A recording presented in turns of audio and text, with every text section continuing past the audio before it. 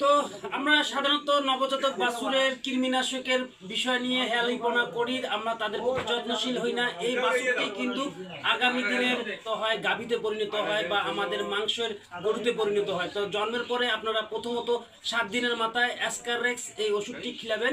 এটা হচ্ছে এসিআই কোম্পানির, আর আপনারা একমি কোম্পানির হচ্ছে প্যারাভেট, ওটাও আপনার সেম প্রিপারেশন।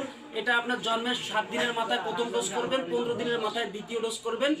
এটা করার পরে আপনার বাছুরের যদি আরও চোখ দিয়ে পানি আসে বা অন্য সমস্যা থাকে, তখন আপনারা ইচ্ছে করলে আইভারমেকটিন প্রিপারেশনটা ব্যবহার করতে পারবেন। আইভারমেকটিন ক্লোরোসিলিন ডিপি এটা যেটা সংযুক্ত আছে, এটা ব্যবহার করা যাবে। তার শরীরের গঠন অনুযায়ী, ওজন অনুযায়ী কৃমি ডোজগুলো করতে হবে।